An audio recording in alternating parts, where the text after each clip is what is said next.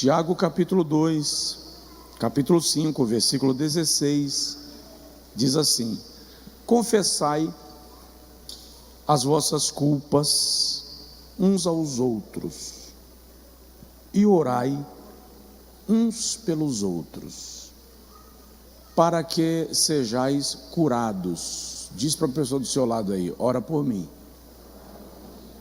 Olha o que é interessante aqui, ó. Orai uns pelos outros para serdes curados. Diga comigo: quando eu oro pelo meu irmão, eu também sou abençoado. A oração de um justo pode muito em seus efeitos. Diga amém. Agora diga comigo assim: Senhor, fala com a gente. Amém. Podem sentar, amados, em nome de Jesus. Irmãos, eu quero falar com os irmãos sobre frutos da oração.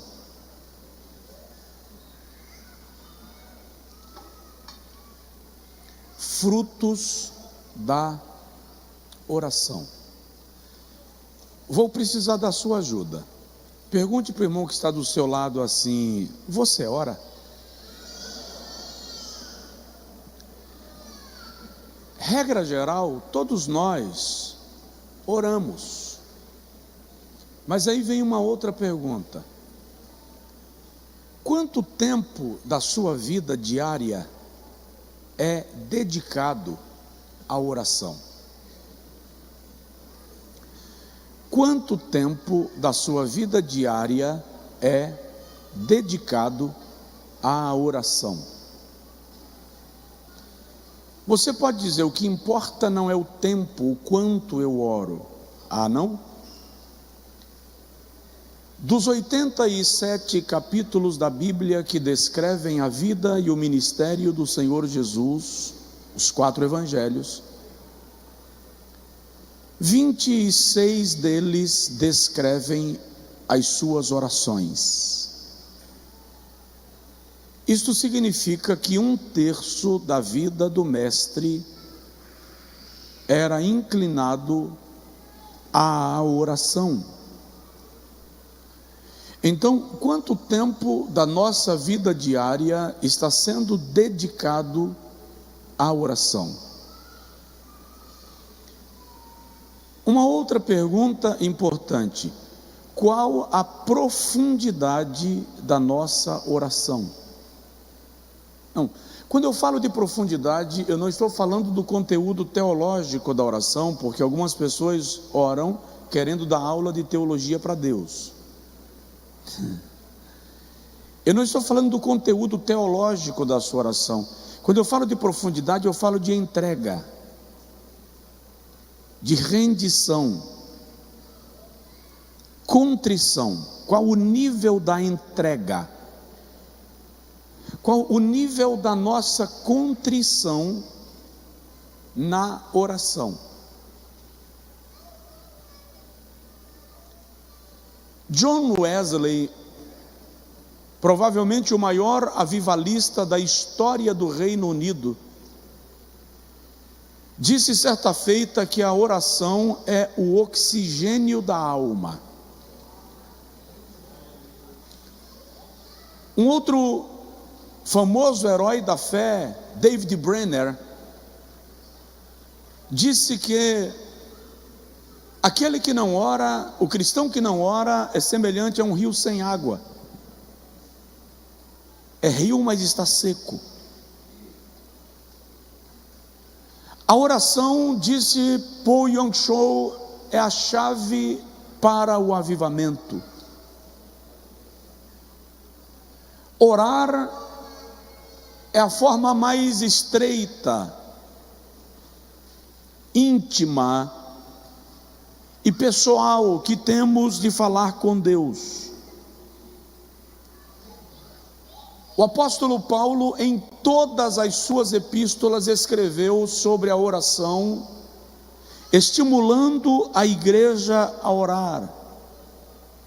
Aos Colossenses, no capítulo 3, versículo 2, ele diz: perseverai na oração. Aos Romanos, no capítulo 12, versículo 12, ele diz: sede fervorosos na oração. Aos Tessalonicenses, capítulo 5, versículo 17, da primeira carta, ele disse: orai sem cessar. O Senhor Jesus, no Evangelho segundo Lucas, capítulo 18, narrou uma parábola sobre o dever de orar sempre, sem desfalecer, sem desanimar, persistir, perseverar na oração.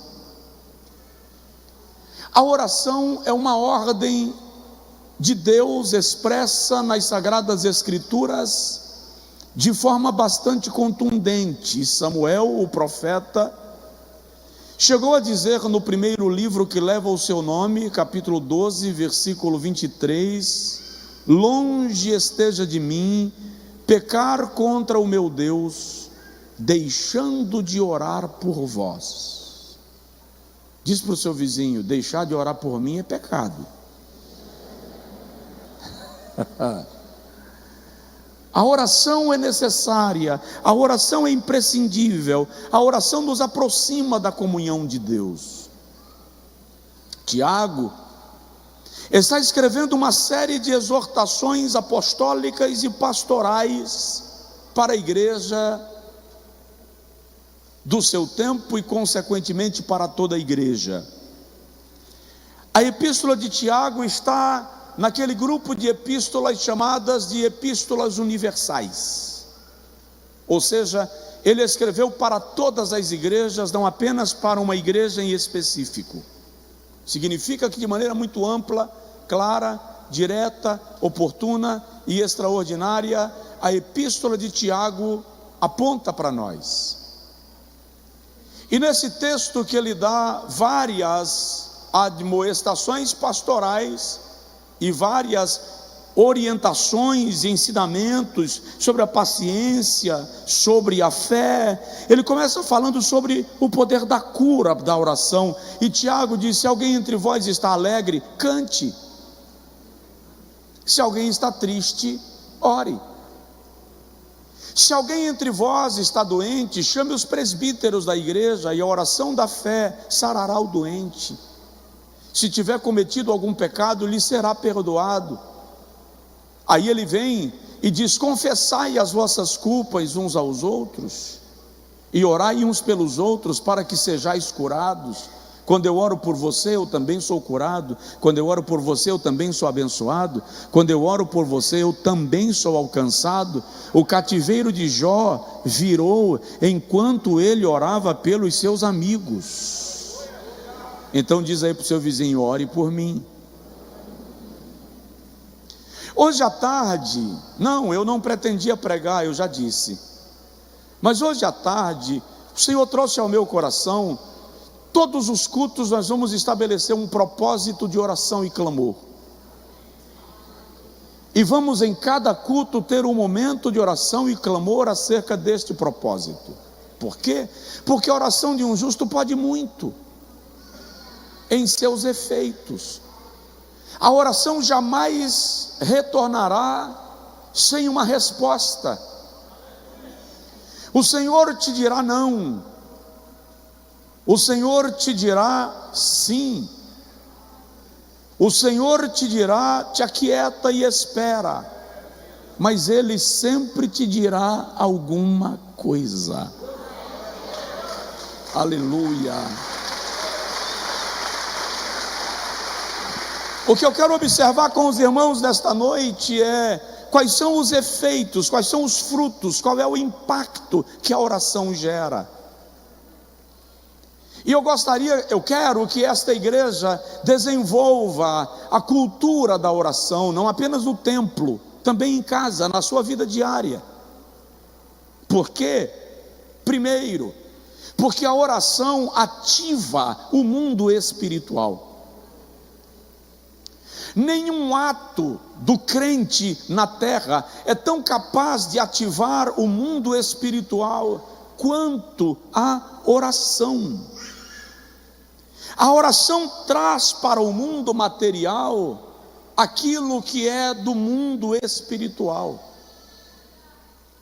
A oração é o único mecanismo que faz Deus se envolver nas coisas dos homens, faz o céu se envolver com a terra.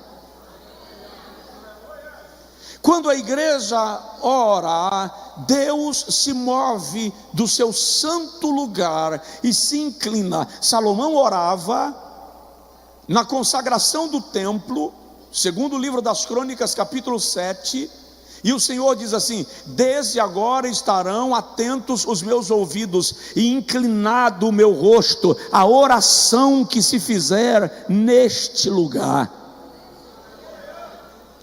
Ou seja, quando nós oramos, o Senhor inclina o seu rosto ao lugar de onde a oração procede. Quando nós oramos, nós convidamos Deus para se envolver naquilo que é nosso. Eu vou repetir porque você não entendeu. A oração é um convite a Deus para que Ele se envolva naquilo que é nosso. A oração tem o poder de nos levar a alcançar o nosso propósito. Observe uma coisa: quando Deus cria todas as coisas, e em específico os animais, Ele diz a Adão: agora dá nome. Por que Deus que criou não deu nomes? O que é mais fácil? Trazer à existência as coisas que não existem, ou dar nome a elas quando elas já estão existindo? Óbvio que é mais difícil trazer à existência as coisas que não existem, como se elas já existissem, e Deus trouxe todas as coisas à existência. Então, por que quando Deus cria tudo, Ele não dá nome a tudo? Ele manda Adão dar nome aos animais, porque Deus não quer trabalhar sozinho. É a oração que nos envolve, que nos torna parceiros de Deus nas suas obras. Deus pode muito bem fazer tudo sem o homem, porque Ele é soberano. Então isso é soberania. Mas quando Deus decide que não vai trabalhar sozinho e vai envolver o homem no seu propósito, isto também é soberania. Então, quando Deus me chama a orar, para que a partir da minha oração Ele faça aquilo que pretende fazer, Ele não está abrindo mão da sua soberania. Pelo contrário, na sua soberania Ele está dizendo a mim e a você: vem participar daquilo que eu estou realizando. Ele abre o mar, mas manda Moisés ferir as águas. Ele derruba o gigante, mas deixa Davi atirar a pedra. Ele faz Moisés nascer para libertar a Israel da escravidão, mas é Joquebede quem tem que esconder Moisés para não ser morto pelo decreto real. Ele derriba as muralhas de Jericó, mas faz o povo marchar em torno das muralhas. Ele multiplica pães e peixes, mas pega o pão e o peixe do menino. Porque Deus quer a tua participação no milagre que Ele vai fazer. E a oração te leva a participar daquilo que Deus está fazendo. A oração te envolve no plano divino. A oração ativa o mundo espiritual. Satanás não respeita um crente só porque ele frequenta a igreja X. Satanás não respeita um crente só porque ele decorou a Bíblia. Mas o inferno tem que se retirar diante daquele que anda na presença de Deus, daquele que tem intimidade com Deus. Aleluia! O Senhor está nos convidando a uma vida de oração. Eu disse hoje pela manhã em Salvador e não estava pregando sobre oração, mas eu disse hoje pela manhã em Salvador: uma pessoa que ora raramente responde uma afronta, mas a afronta nunca fica sem resposta. Uma pessoa que ora nunca ou raramente responde a uma afronta, mas a afronta nunca fica sem resposta. Por quê? Porque normalmente você se condói daquele teu amigo íntimo que foi afrontado. A Bíblia Sagrada diz que o Espírito Santo tem ciúmes de nós. Quando alguém afronta um crente que sai da oração, um crente que vive na presença de Deus, o ciúme de Deus é manifestado, o zelo de Deus é manifestado, porque Ele conhece aqueles que são seus amigos na intimidade. Provoca de leve o vizinho e diz para ele: ora.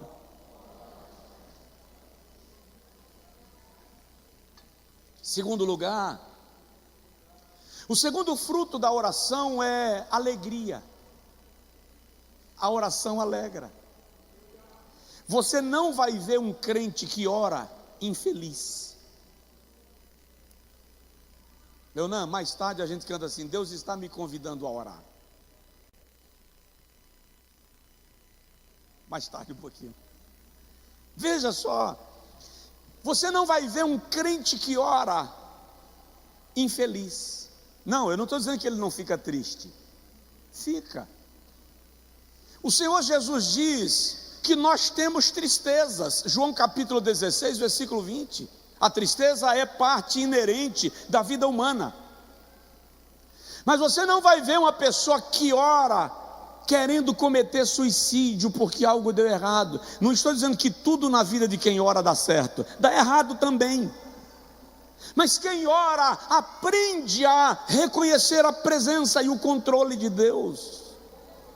Olha o que o Tiago diz: está alguém entre vós triste? Ore. Porque ele manda orar quem está triste? Porque a oração alegra. O salmista diz no Salmo 122, versículo 1: alegrei-me quando me disseram, vamos à casa do Senhor. No Salmo de número 26, versículo 11, o salmista diz: na presença do Senhor há plenitude de alegria. Aleluia! Quando nós entramos na presença de Deus, o nosso coração é tomado pelo gozo desta presença.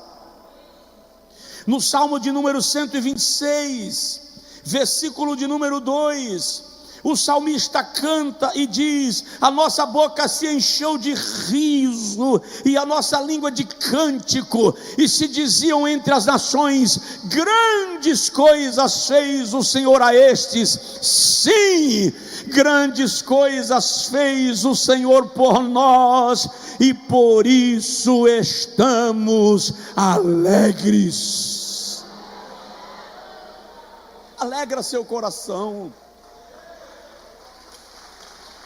E se você estiver muito triste agora à noite, não se preocupe, você vai sair daqui alegre hoje, porque o Espírito de Deus vai alegrar a tua alma, o Espírito de Deus vai te visitar, a presença de Deus vai te encher de gozo.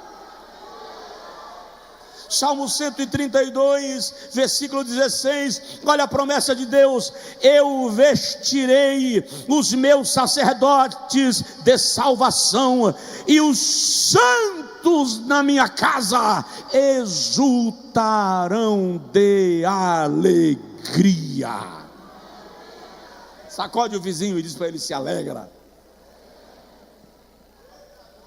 Quando estiver triste, tem gente, o mundo está moderno, os crentes ficaram tudo moderno, o mundo é outro, pastor Josué. Então, na hora que eu estou chateado, eu vou na geladeira e tomo uma taça de vinho.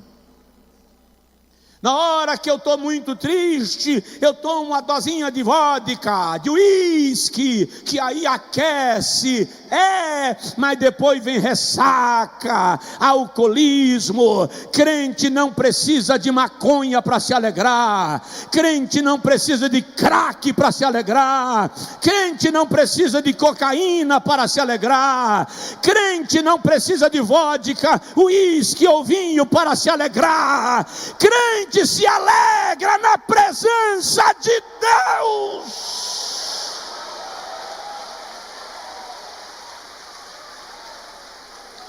Aleluia. Cabarai debaixo riomassundemai que façaste. Mude sua fonte de busca de alegria, se não é a oração e a presença de Deus. Terceiro fruto da oração: livramento. Oração quebra laço, oração quebra armadilha, oração quebra prisões espirituais. Oração quebra toda sorte de opressão do diabo. A oração vai gerar livramento. O adversário arma e o Senhor vai na frente para quebrar a armadilha que o diabo abriu. No profeta Daniel capítulo 6, o rei baixa um edito, um decreto: qualquer um que orasse durante todo aquele período a qualquer Deus que não fosse o rei, seria lançado na cova dos leões. Aí a Bíblia diz que Daniel, todos os dias, 3 vezes ao dia, orava com as janelas abertas, voltadas para Jerusalém. Por que voltadas para Jerusalém? Porque no dia que Salomão inaugurou o templo, ele orou. É só ler 2 Crônicas capítulo 7, e Salomão diz assim: se o teu povo pecar, porque não há homem que não peque, e o Senhor permitir que uma nação estrangeira lhe leve para o cativeiro, e estando no cativeiro se arrependerem, e orarem voltados para esta casa, e orarem com o rosto voltado para esta casa, ouve desde os céus e responde, e traz o teu povo do cativeiro. Daniel conhecia a Bíblia, Daniel conhecia as escrituras do Antigo Testamento, conhecia os históricos de Israel. Então Daniel ora voltado para Jerusalém. Os inimigos de Daniel disseram para o rei: tem um cara no teu reino que não respeita teu decreto. O Senhor disse que só é para fazer orações a ti, e ele está orando ao seu Deus. E o rei pergunta: quem é? E eles dizem: esse tal Daniel hebreu, em quem tu tanto confias. A Bíblia diz que o rei ficou contristado, porque ele amava Daniel, mas um decreto medo-persa não se pode revogar. E o rei mandou chamar a Daniel. E o rei diz a Daniel: o Deus a quem tu serves te guardará na cova dos leões. Aleluia. Jogam Daniel na cova, o rei coloca o selo e vai para o palácio, mas o rei não dorme, o rei não consegue relaxar. No outro dia bem cedo, o rei se levanta e diz: remove a pedra, tira rápido. Quando tirar a pedra, o rei chega lá e diz assim: Daniel, seria porventura o caso que o Deus a quem tu serves tenha conseguido te livrar da ferocidade dos leões? O rei grita e espera. Aí Daniel brada de lá: ó rei meu senhor, o Senhor meu Deus viu que o meu coração é fiel e puro para contigo, e ele enviou o anjo e fechou a boca dos leões. Alguém já disse que é porque os leões não estavam com fome, porque de tanto em tanto tempo os leões se alimentavam. Se fosse assim, querido, quando o rei mandou jogar os acusadores de Daniel, eles teriam brincado de bola na cova dos leões. Mas a Bíblia diz que antes que caíssem no chão, os leões os devoraram. É que crente que ora está na presença de Deus e o anjo vai na frente. E eu quero declarar sobre a sua vida nesta noite: Deus está está fechando a boca do leão. Deus está quebrando laço, Deus está gerando livramento. Recebe essa palavra, recebe essa palavra. A boca do leão está fechada. Vou declarar: o laço se quebrou e você vai escapar.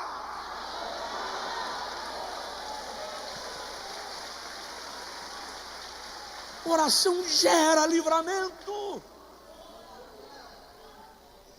Aleluia. Daniel capítulo de número 10, deixa eu ver as horas aqui. Daniel capítulo 10, a Bíblia diz que Daniel entendeu pelos livros que o tempo do cativeiro havia se cumprido. Aí ele entra numa campanha de jejum e oração para que Judá seja liberto do cativeiro. Em dado momento, Daniel está orando e tem algumas pessoas com ele, e ele diz: me apareceu um ser semelhante ao relâmpago. Sabe o que é você levantar os olhos e ter um cidadão em pé na tua frente, mas ele resplandece como relâmpago? Aí Daniel diz assim: o seu rosto brilhava como o sol, os seus ombros eram como berilo lapidado, os seus pés eram como latão reluzente saído da fornalha. Ele vestia uma veste talá que resplandecia. Daniel diz: eu não consegui ficar de pé, eu caí diante dele. Aí Daniel diz: todos os que estavam comigo ouviram a voz, mas só eu tive a visão. E ele me disse: levanta-te, Daniel. E eu lhe disse: não me posso levantar, pois por causa da tua presença me vieram fortes dores. Aí Daniel diz: e ele me tocou, e eu me coloquei sobre as minhas mãos e sobre os meus joelhos. E ele me disse: levanta-te, Daniel. E eu lhe disse: não me poderei levantar, pois a tua presença me trouxe fraquezas. E ele diz: e ele me tocou, e me coloquei de pé, trêmulo. E ele me disse: homem muito amado, o Senhor é contigo. No princípio das tuas orações, eu fui enviado para te trazer respostas.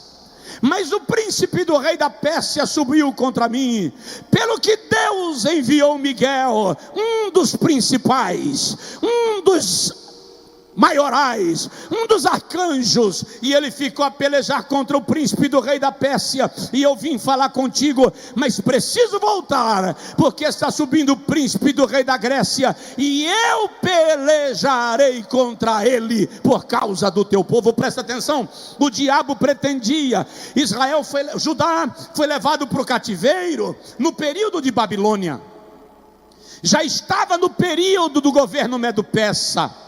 Depois do Império Medo-Persa, se levantou o Império da Grécia. Quando o anjo diz: subiu o Império da Grécia, o Principado da Grécia, para pelejar, ele está revelando que o diabo queria manter Judá no cativeiro, também no Império da Grécia. Se Daniel não se colocasse para orar, Israel teria continuado cativo debaixo de Alexandre. Mas a oração quebrou o laço, e foi no Império Medo-Persa que Judá foi autorizado a retornar para a sua terra. Vou te dizer uma coisa: o teu cativeiro acaba quando você se colocar diante de Deus para orar. O teu cativeiro acaba. Satanás quer te manter cativo. Você sai de um vício, entra em outro. Sai de uma luta, entra em outra. Sai de uma crise, entra em outra. Sai de uma decepção, entra em outra. É tempo de acabar com isso, em nome de Jesus. Entra na oração, entra na oração, entra na oração. O laço vai se quebrar, a armadilha vai desfazer. Recebe lá, o poder do teu inimigo está sendo anulado, e você vai se levantar. Você vai se levantar. Você vai se levantar. Sacode o vizinho e diz para ele: você vai se levantar.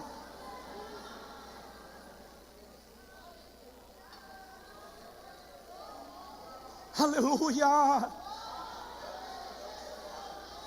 Aleluia. Ergue assim a tua mão comigo. Ergue a tua mão comigo e declara: em nome de Jesus, Melhor, em nome de Jesus, eu determino o tempo do cativeiro, o tempo da opressão acabou, em nome de Jesus.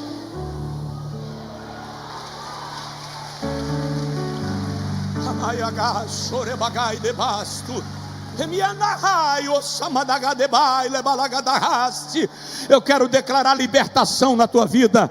Eu quero declarar libertação na tua família. Eu quero declarar libertação na tua casa. O teu filho que está nas drogas, na prostituição, o teu marido que está debaixo da opressão do inimigo, entidades malignas. Esta igreja se levanta debaixo do sangue de Jesus, debaixo do poder da palavra, para declarar que as famílias sejam libertas, que o cônjuge seja liberto, que os filhos sejam libertos. Na nossa casa não haverá ninho para o diabo agir.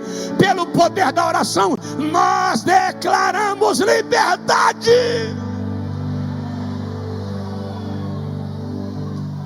Oração ativa o mundo espiritual. Oração gera alegria. Oração gera livramento. Oração gera confiança. Quanto mais você ora, mais crente você fica. Quanto mais você ora, mais em Deus você confia. Quanto mais você ora, mais você descansa, mesmo em meio à tribulação. Quanto mais você ora, mais o teu coração tem paz. Obrigado, pastor. Mais o teu coração tem paz em meio à adversidade. Quando você ora, você consegue marchar. O mundo está desabando e você caminha. As pessoas não vão entender a tua tranquilidade. Algumas vão achar que é indiferença, e não é. Você está percebendo o mundo desabar, mas o teu coração tem paz. Alguém vai olhar para você e vai dizer: você parece que está zen. E você não está zen, você está extremamente ativo, mas a sua mente está em paz com Deus. Isaías diz no capítulo 26 assim: tu conservarás em paz aquele cuja mente confia em ti, porque ele confia em ti. Salmo 37:5 diz: entrega o teu caminho ao Senhor. Vou repetir: entrega o teu caminho ao Senhor. Só mais uma vez para decorar: entrega o teu caminho ao Senhor. Confia nele, e o mais ele fará. Você lembra de Abraão indo a Moriá? Abraão, pega teu filho Isaque, leva-o a Moriá e oferece-o a mim em holocausto. E Abraão levanta de madrugada e vai. No meio do caminho, Isaque diz assim: meu pai, aqui tem o cutelo, aqui tem a lenha, mas eu não estou vendo o cordeiro do holocausto. Abraão olha para Isaque e diz: Deus provê. Deus já providenciou. Deus já providenciou para si o cordeiro do holocausto. Mas o cordeiro era Isaque. Como é que Abraão sabia que Deus estava providenciando? Como é que Abraão sabia que ele estava subindo Moriá por um lado e Deus estava subindo pelo outro? Quem ora sabe que Deus nunca vai lhe deixar na mão. Quem ora sabe que Deus nunca vai lhe deixar sozinho. Por quê? Porque quem ora conhece a Deus. Olha Jó, o texto do livro de Jó começa dizendo que ele levantava altares e oferecia sacrifícios a Deus. Ou seja, Jó era um homem de oração. Quando a vida de Jó desaba, ele diz: o Senhor me deu, o Senhor me tomou, louvado seja o nome do Senhor. Quando Elifaz, amigo mais velho, chegou para Jó e disse assim: você vai morrer, Jó. Capítulo 13: eu vi o vulto da morte hoje à noite, ele passou perto de mim e eu me arrepiei. Você não vai sobreviver. Capítulo 13, versículo 15, Jó diz assim: ainda que ele me mate, eu ainda esperarei no Senhor. Quando Bildade está falando, Zofar está acusando. E Zofar, Bildade é o mais filosófico dos amigos de Jó. E ele diz assim: você não sabe nada, Jó. Você é um turrão. A tua arrogância te cegou os olhos, a tua vaidade te embruteceu. Jó diz assim: ô Bildade, eu sei de uma coisa que você não sabe. Bildade pergunta: que sabes nesse teu estado? Jó diz: eu sei que o meu Redentor vive, e um dia ele se levantará sobre a terra. Só quem pode, levante as mãos para os céus e dá glória, aplaude, glorifica, confia. Confia. Você na internet dá glória a Deus com a gente, aplaude ao Senhor com a gente. Como é que eu faço isso, pastor? Se vira, Deus está falando com você. Onde você estiver, a ordem hoje é: confia. E se a tua fé está fraca, se a tua fé está abalada, se a tua confiança está arrefecida, vai para a oração, volta para o Éden, entra na presença de Deus, levanta hoje de madrugada e ora um pouquinho, ora no carro, ora na cozinha, ora no banheiro, apenas ora, você vai ver Deus se manifestar a você. Eu estou sentindo a sua presença e eu lhe digo: Deus vai se revelar a você através da oração. Há milagres que te esperam. Sacode o teu vizinho e diz para ele: confia, confia no Senhor. Diz para ele: confia no Senhor, não perde a fé. Pastor, a crise está muito grande no meu ramo de negócio, o anúncio indica crise. E quem disse que você é guiado assim? A Bíblia Sagrada diz: no meio da crise, o povo que conhece o seu Deus se tornará forte. Não é qualquer um, é só o povo que conhece o seu Deus. Quem conhece a Deus será fortalecido. Quem conhece a Deus será fortalecido. Eu vou terminar.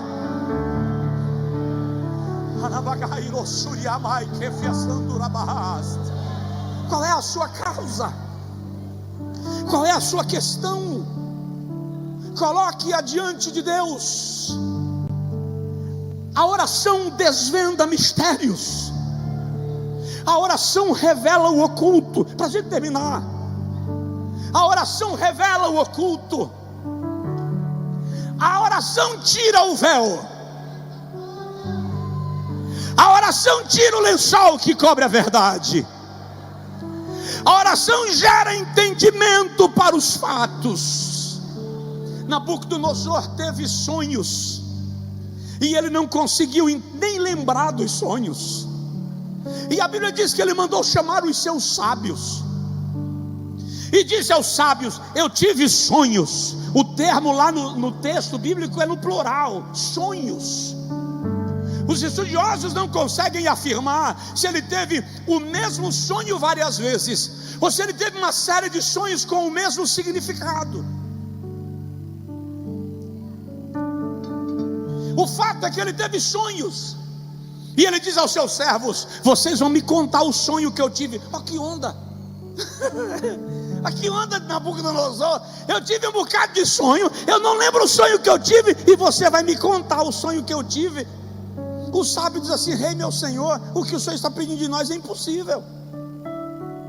Conta-nos o sonho e te daremos a interpretação. O rei disse: vocês estão mentindo para mim, querendo me enganar, ganhando tempo. Me contem o sonho que eu tive e interprete. Os magos e sábios dizem: majestade, isto que tu pedes nós não vamos conseguir. O rei então diz: mata todos os sábios, astrônomos, magos e entendidos da Babilônia. Mata todo mundo. A mensagem chegou na casa de Daniel. Daniel ainda estava na fase de estudante, sendo treinado para ser conselheiro do rei.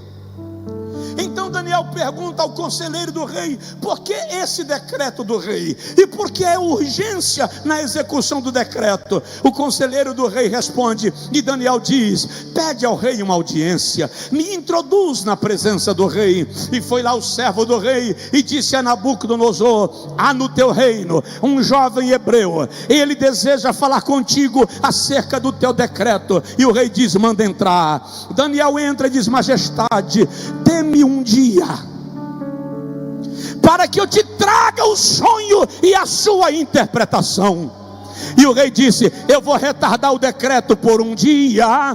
E Daniel chegou em casa, chamou Ananias, Misael e Azarias, que nós conhecemos como Sadraque, Mesaque e Abdenego, e disse para eles o que estava acontecendo, e falou com eles: nós vamos orar. Nós vamos o quê?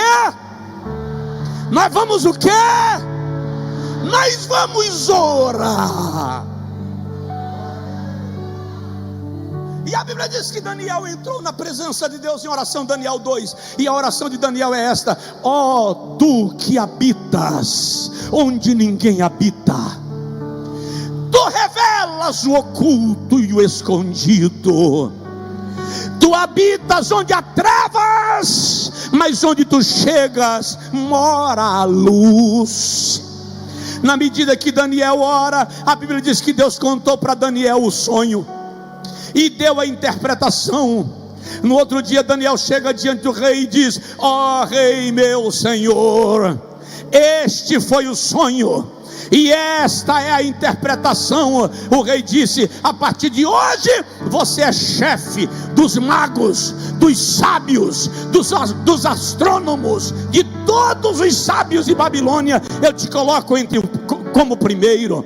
Daqui a pouco Daniel é revelado, é mostrado por Deus em um outro episódio. A Bíblia diz que Babilônia tinha 120 conselheiros. Sobre os 120 o rei colocou 5, e Daniel estava entre os 5.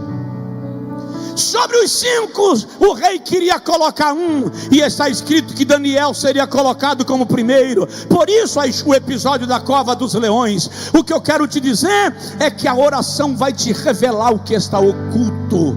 Lá vai. Quando você ora, mentem para você e você sabe que estão mentindo. Quando você ora, você sabe, o Senhor te faz ver o que está na sombra. Ouça o que eu vou dizer: o Senhor está trazendo sobre a igreja um espírito de revelação e entendimento. O Senhor está trazendo para a sua igreja um espírito de ciência e palavra da sabedoria. Há um tempo, e esse é o tempo de um vento de Deus soprando sobre essa nação e sobre a sua igreja. E Deus te dará entendimento, ciência e revelação daquilo que está oculto e escondido. A oração revela o que está na sombra. Preste atenção: o laço vai quebrar, o Senhor vai te responder, a honra de Deus virá sobre a sua vida, e eu te digo, você vai cantar o hino da vitória. Fica de pé, por favor, em nome de Jesus. Eu vou terminar.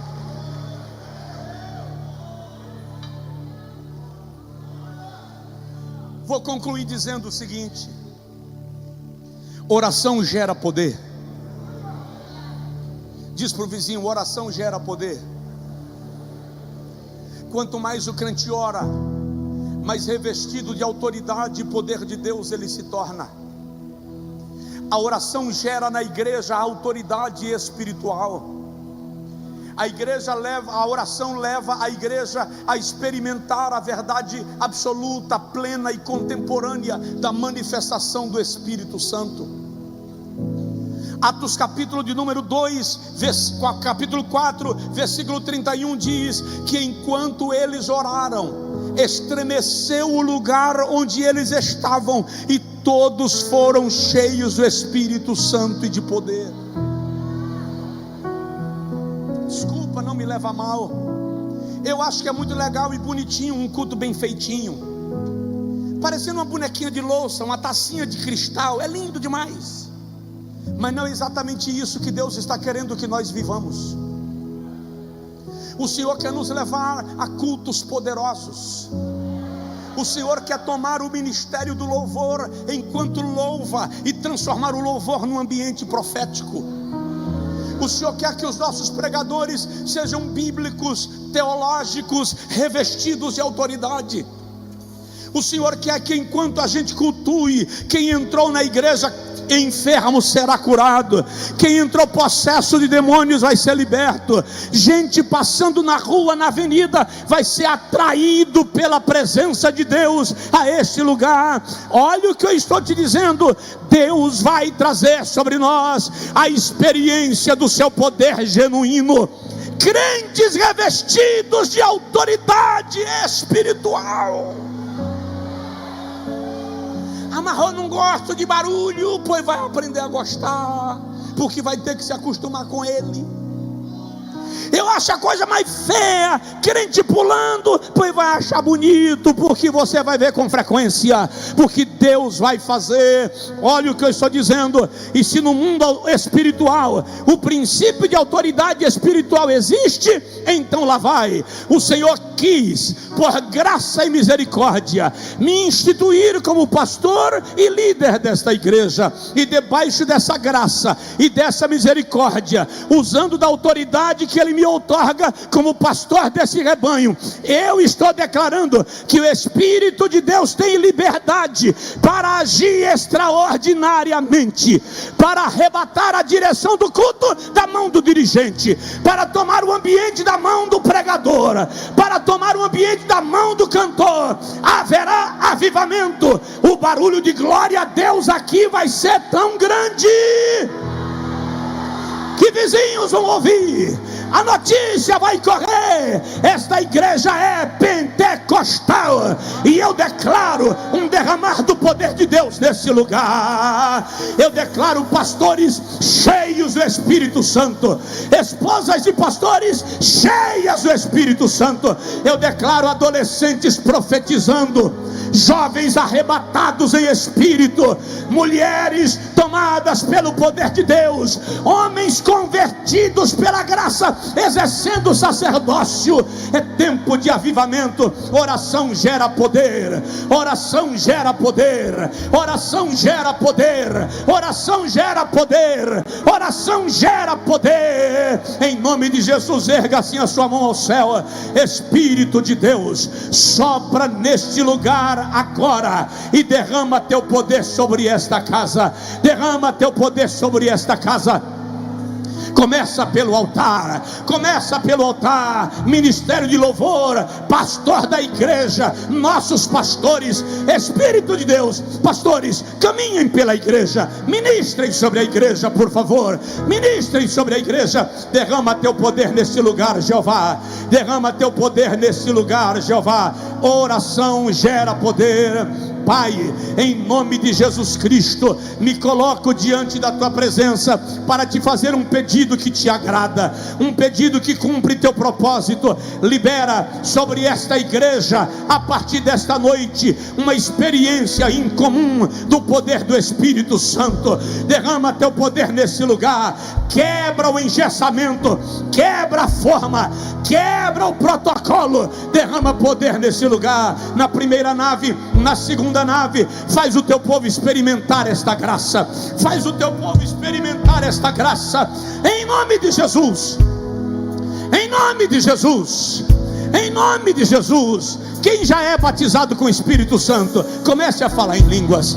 Quem já é batizado com o Espírito Santo, comece a falar em línguas. Vamos lá, abre a boca, comece a falar em línguas. Quem não é batizado com o Espírito Santo ainda, vai dando glória, vai dando glória, vai dando glória, vai dando glória, vai dando glória. Oh, unção gloriosa do poder, oh, unção gloriosa da graça. Recebe agora, recebe agora. Se você quiser vir para frente, pode vir. Se você quiser sair do seu lugar e vir para o altar, pode vir.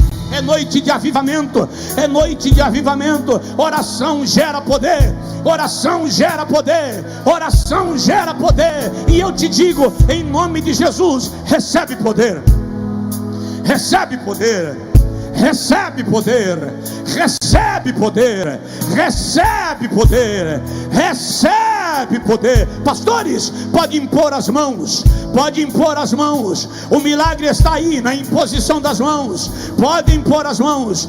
Há um poder que Deus está derramando nesse lugar.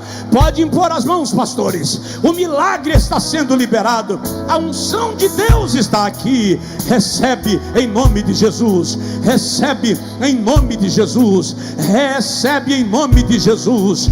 Recebe graça, recebe autoridade. Cadê os crentes pentecostais? Cadê os crentes pentecostais? Cadê os crentes batizados com o Espírito Santo? Cadê?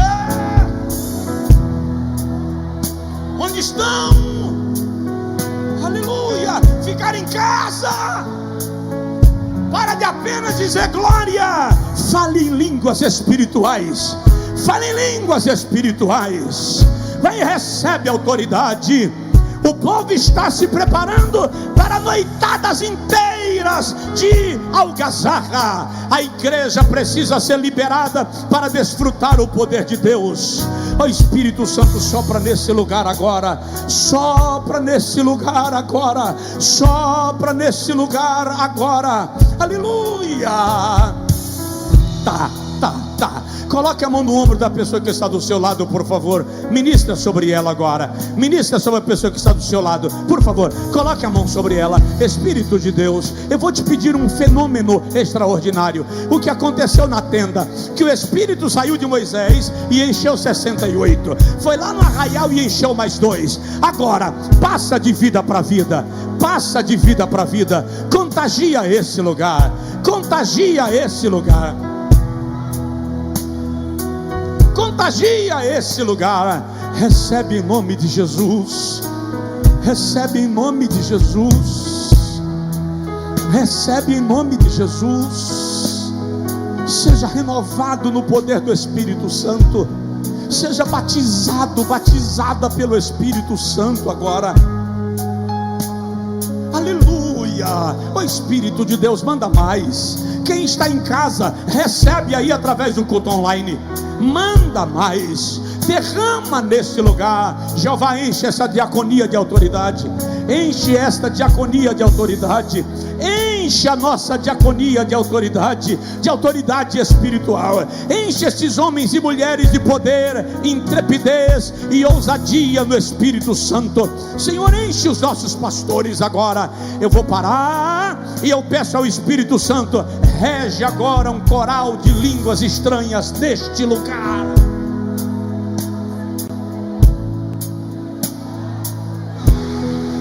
Levante as suas mãos para os 4 cantos de Feira de Santana. Vamos levantar agora um clamor por Feira de Santana, pela Bahia e pelo Brasil. E que domingo seja o dia que fica marcado como o dia do clamor pela cidade, pelo estado e pela pátria. Pai, Tu estás vendo tudo que ocorre nas ruas da nossa cidade, desde as mais amplas avenidas até as ruas mais estreitas, aos acessos mais escondidos. Tu estás vendo cada casa, desde os casarões até as casas mais simples, cada família, das mais ricas às menos enriquecidas. O Senhor conhece o prefeito desta cidade, os vereadores, todos os membros do judiciário, Ministério Público, Polícia Federal, Polícia Civil, Polícia Militar, os agentes penitenciários. O Senhor conhece, ó Deus dos céus, professores da rede pública e da rede privada, em Feira de Santana, na Bahia e no Brasil. Nós clamamos agora por todas as instâncias. Nós clamamos pelo presidente do país, pelos governadores dos estados, pelos deputados federais e senadores, deputados estaduais e vereadores de cada cidade, em cada localidade, a intervenção do céu sobre o Brasil.